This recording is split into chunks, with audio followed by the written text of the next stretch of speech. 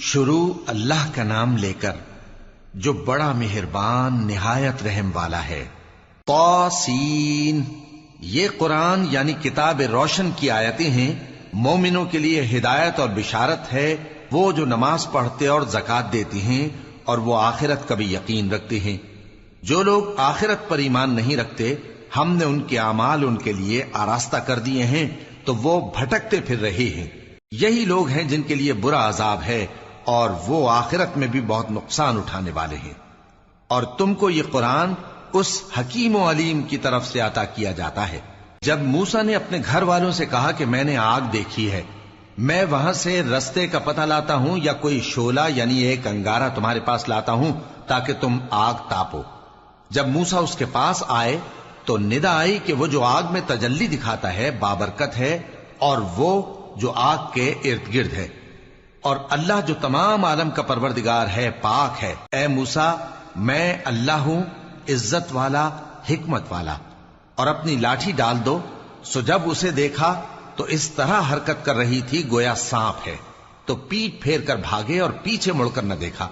فرمایا، اے موسیٰ ڈرو مت، میرے پاس پیغمبر ڈرا نہیں کرتے۔ ہاں، جس نے ظلم کیا پھر برائی کے بعد اسے نیکی سے بدل دیا تو میں بخشنے والا مہربان ہوں۔ اور اپنا ہاتھ اپنے گریبان میں ڈالو، بے عیب سفید و روشن نکلے گا۔ ان 2 معجزوں کے ساتھ جو 9 معجزوں میں داخل ہیں فرعون اور اس کی قوم کے پاس جاؤ کہ وہ بدکردار لوگ ہیں۔ پھر جب ان کے پاس ہماری روشن نشانیاں پہنچیں تو کہنے لگے یہ کھلا جادو ہے، اور بے انصافی اور غرور سے ان کو ماننے سے انکار کیا، جبکہ ان کے دل ان کو مان چکے تھے۔ سو دیکھ لو کہ فساد کرنے والوں کا انجام کیسا ہوا۔ اور ہم نے داؤد اور سلیمان کو علم بخشا، اور انہوں نے کہا کہ اللہ کا شکر ہے جس نے ہمیں اپنے بہت سے مومن بندوں پر فضیلت دی۔ اور سلیمان داؤد کے قائم مقام ہوئے اور کہنے لگے کہ لوگوں، ہمیں اللہ کی طرف سے پرندوں کی بولی سکھائی گئی ہے اور ہر چیز عنایت فرمائی گئی ہے، بے شک یہ اس کا خاص فضل ہے۔ اور سلیمان کے لیے جنوں اور انسانوں اور پرندوں کے لشکر جمع کیے گئے اور پھر ان کی جماعتیں بنائی گئیں، یہاں تک کہ جب چیونٹیوں کے میدان میں پہنچے تو ایک چیونٹی نے کہا کہ چیونٹیوں، اپنے اپنے بلوں میں داخل ہو جاؤ، ایسا نہ ہو کہ سلیمان اور اس کے لشکر تم کو کچل ڈالیں اور ان کو خبر بھی نہ ہو۔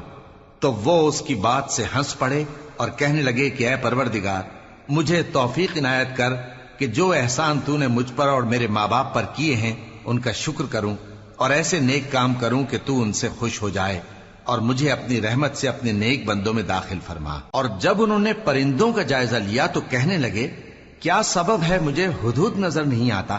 کیا کہیں غائب ہو گیا ہے؟ میں اسے سخت سزا دوں گا یا ذبح کر ڈالوں گا یا میرے سامنے اپنی بے قصوری کی واضح دلیل پیش کرے۔ ابھی تھوڑی ہی دیر ہوئی تھی کہ ہدہد آ موجود ہوا اور کہنے لگا کہ مجھے ایک ایسی چیز معلوم ہوئی ہے جس کی آپ کو خبر نہیں، اور میں آپ کے پاس ملک سبا سے ایک یقینی خبر لے کر آیا ہوں۔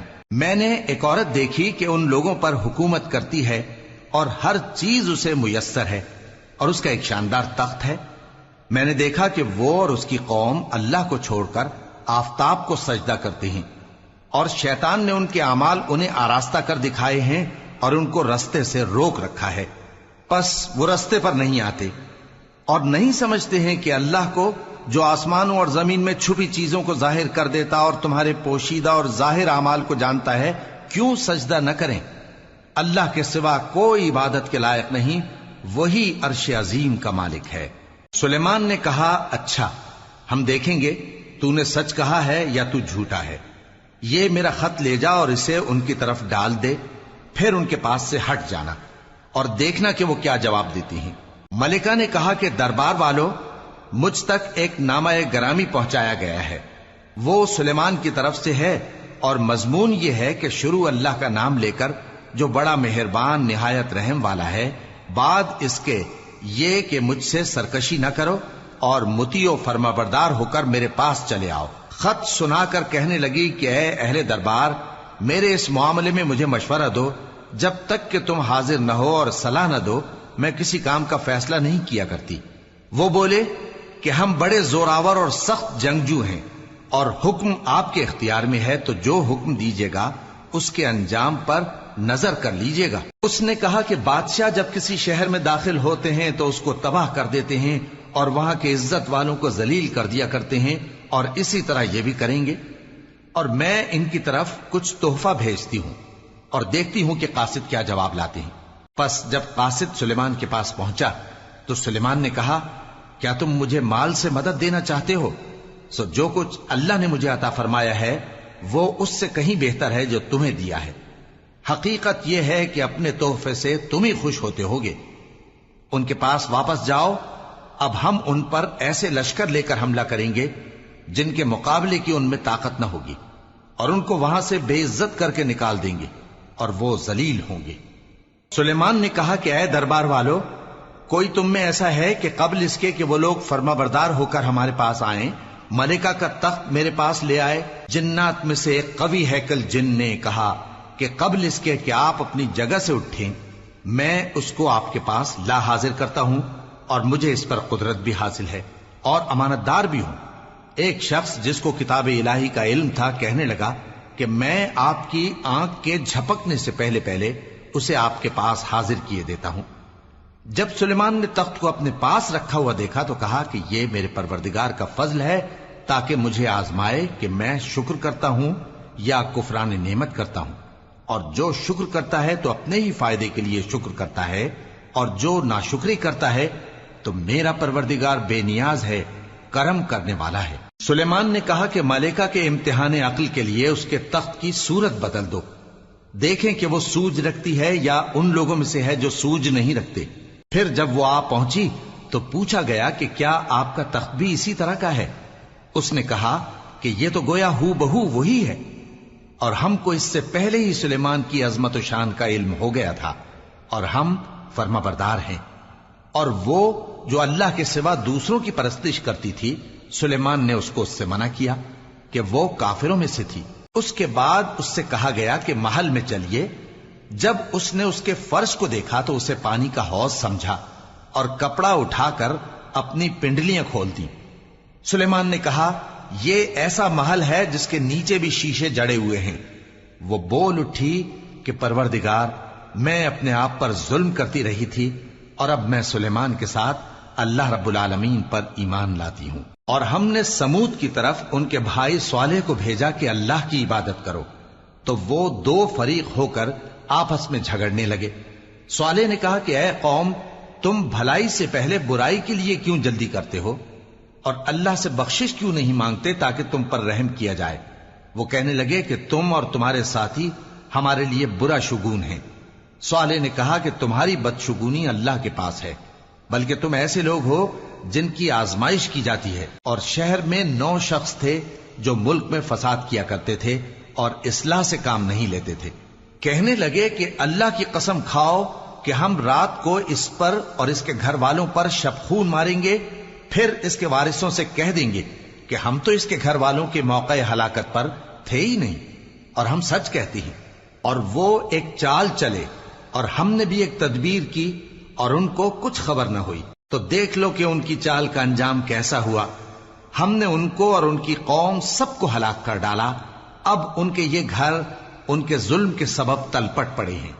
جو لوگ علم رکھتے ہیں ان کے لیے اس میں نشانی ہے، اور جو لوگ ایمان لائے اور ڈرتے تھے ان کو ہم نے نجات دی۔ اور لوط کو یاد کرو جب انہوں نے اپنی قوم سے کہا کہ تم بے حیائی کے کام کیوں کرتے ہو جبکہ تم دیکھتے ہو؟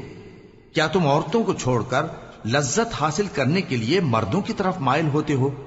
حقیقت یہ ہے کہ تم احمق لوگ ہو۔ تو ان کی قوم کے لوگ بولے تو یہ بولے، اور اس کے سوا ان کا کچھ جواب نہ تھا کہ لوط کے گھر والوں کو اپنے شہر سے نکال دو، یہ لوگ پاک بننا چاہتے ہیں۔ تو ہم نے ان کو اور ان کے گھر والوں کو نجات دی، مگر ان کی بیوی کہ اس کی نسبت ہم نے مقرر کر رکھا تھا کہ وہ پیچھے رہنے والوں میں ہوگی۔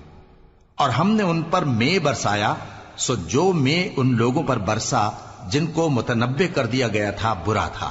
کہہ دو کہ سب تعریف اللہ ہی کے لیے ہے، اور اس کے ان بندوں پر سلام ہے جس کو اس نے منتخب فرمایا۔ بھلا اللہ بہتر ہے یا وہ جن کو یہ اس کا شریک بناتے ہیں؟ بھلا کس نے آسمانوں اور زمین کو پیدا کیا، اور کس نے تمہارے لیے آسمان سے پانی برسایا؟ پھر ہم نے اس سے سرسبز باغ اگائے، تو تمہارا کام تو نہ تھا کہ تم ان کے درختوں کو اگاتے، تو کیا اللہ کے ساتھ کوئی اور بھی معبود ہے؟ ہرگز نہیں، بلکہ یہ لوگ رستے سے الگ ہو رہے ہیں۔ بھلا کس نے زمین کو قرارگاہ بنایا اور اس کے بیچ نہریں بنائیں اور اس کے لیے پہاڑ بنائے، اور کس نے دو دریاؤں کے بیچ اوٹ بنائی؟ یہ سب کچھ اللہ نے بنایا، تو کیا اللہ کے ساتھ کوئی اور معبود بھی ہے؟ ہرگز نہیں، بلکہ ان میں اکثر علم نہیں رکھتے۔ بھلا کون بے قرار کی التجا قبول کرتا ہے جب وہ اس سے دعا کرتا ہے، اور کون اس کی تکلیف کو دور کرتا ہے، اور کون تم کو زمین میں اگلوں کا جانشین بناتا ہے؟ یہ سب کچھ اللہ کرتا ہے، تو کیا اللہ کے ساتھ کوئی اور معبود بھی ہے؟ ہرگز نہیں، مگر تم بہت کم غور کرتے ہو۔ بھلا کون تم کو جنگل اور دریا کے اندھیروں میں رستہ بتاتا، اور کون ہواؤں کو اپنی رحمت کے آگے خوشخبری بنا کر بھیجتا ہے؟ یہ سب کچھ اللہ کرتا ہے، تو کیا اللہ کے ساتھ کوئی اور معبود بھی ہے؟ ہرگز نہیں۔ یہ لوگ جو شرک کرتے ہیں، اللہ کی شان اس سے بلند ہے۔ بھلا کون خلقت کو پہلی بار پیدا کرتا پھر اس کو دوبارہ پیدا کرے گا؟ اور کون تم کو آسمان اور زمین سے رزق دیتا ہے؟ یہ سب کچھ اللہ کرتا ہے، تو کیا اللہ کے ساتھ کوئی اور معبود بھی ہے؟ ہرگز نہیں۔ کہہ دو کہ مشرکو، اگر تم سچے ہو تو دلیل پیش کرو۔ کہہ دو کہ جو لوگ آسمانوں اور زمین میں ہیں اللہ کے سوا غیب کی باتیں نہیں جانتے، اور نہ یہ جانتے ہیں کہ کب زندہ کر کے اٹھائے جائیں گے، بلکہ آخرت کے بارے میں ان کا علم ختم ہو چکا ہے، بلکہ یہ اس کی طرف سے شک میں ہیں، بلکہ یہ اس سے اندھے ہو رہے ہیں۔ اور جو لوگ کافر ہیں کہتے ہیں کہ جب ہم اور ہمارے باپ دادا مٹی ہو جائیں گے تو کیا ہم پھر قبروں سے نکالے جائیں گے؟ یہ وعدہ ہم سے اور ہمارے باپ دادا سے پہلے سے ہوتا چلا آیا ہے، کہاں کا اٹھنا اور کیسی قیامت؟ یہ تو صرف پہلے لوگوں کی کہانیاں ہیں۔ کہہ دو کہ ملک میں چلو پھرو، پھر دیکھو کہ گناہگاروں کا انجام کیا ہوا ہے، اور ان کے حال پر غم نہ کرنا، اور نہ ان چالوں سے جو یہ کر رہے ہیں تنگ دل ہونا۔ اور کہتے ہیں کہ اگر تم سچے ہو تو یہ وعدہ کب پورا ہوگا؟ کہہ دو کہ جس عذاب کے لیے تم جلدی کر رہے ہو شاید اس میں سے کچھ تمہارے نزدیک آ پہنچا ہو، اور تمہارا پروردگار تو لوگوں پر فضل کرنے والا ہے، لیکن ان میں سے اکثر شکر نہیں کرتے۔ اور جو باتیں ان کے سینوں میں پوشیدہ ہوتی ہیں اور جو کام وہ ظاہر کرتے ہیں، تمہارا پروردگار ان سب کو جانتا ہے۔ اور آسمانوں اور زمین میں کوئی پوشیدہ چیز نہیں ہے مگر یہ کہ وہ ایک کتاب روشن میں لکھی ہوئی ہے۔ بے شک یہ قرآن بنی اسرائیل کے سامنے اکثر باتیں جن میں وہ اختلاف کرتے ہیں بیان کر دیتا ہے، اور بے شک یہ مومنوں کے لیے ہدایت اور رحمت ہے۔ تمہارا پروردگار قیامت کے روز ان میں اپنے حکم سے فیصلہ کر دے گا، اور وہ غالب ہے، علم والا ہے۔ تو اللہ پر بھروسہ رکھو، تم تو صاف حق پر ہو۔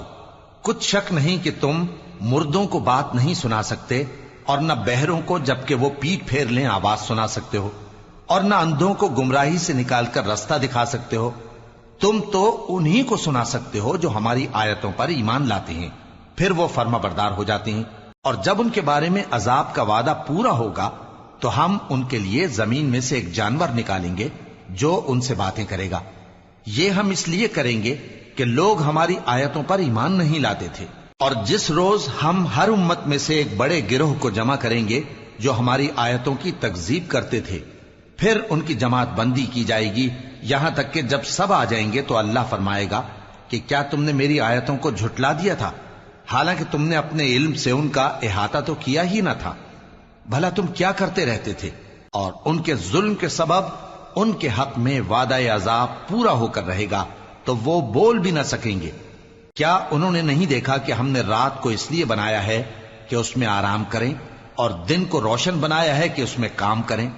بے شک اس میں مومن لوگوں کے لیے نشانیاں ہیں۔ اور جس روز سور پھونکا جائے گا تو جو لوگ آسمانوں میں اور جو زمین میں ہیں سب گھبرا اٹھیں گے مگر وہ جسے اللہ چاہے، اور سب اس کے پاس عاجز ہو کر چلے آئیں گے۔ اور تم پہاڑوں کو دیکھتے ہو تو خیال کرتے ہو کہ مضبوط جمے ہوئے ہیں، مگر وہ اس روز اس طرح اڑتے پھریں گے جیسے بادل۔ یہ اللہ کی کاریگری ہے جس نے ہر چیز کو مضبوط بنایا، بے شک وہ تمہارے سب افعال سے باخبر ہے۔ جو شخص نیکی لے کر آئے گا تو اس کے لیے اس سے بہتر بدلہ تیار ہے، اور ایسے لوگ اس روز گھبراہٹ سے بے خوف ہوں گے، اور جو برائی لے کر آئے گا تو ایسے لوگ औंधे मुंह दोजख में डाल दिए जाएंगे। तुमको तो उन्हीं अमाल का बदला मिलेगा जो तुम करते रहे हो।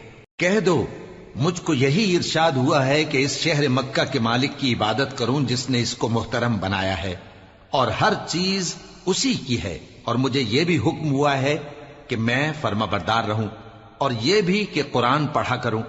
अब जो शख्स राह रास्त इख्तियार करता है तो अपने ही फायदे के लिए इख्तियार करता है, और जो गुमराह रहता है तो कह दो कि मैं तो सिर्फ खबरदार करने वाला हूं। और कहो कि अल्लाह का शुक्र है, वो तुमको अनकरीब अपनी निशानियां दिखाएगा तो तुम उनको पहचान लोगे, और जो काम तुम करते हो तुम्हारा परवरदिगार उनसे बेखबर नहीं है।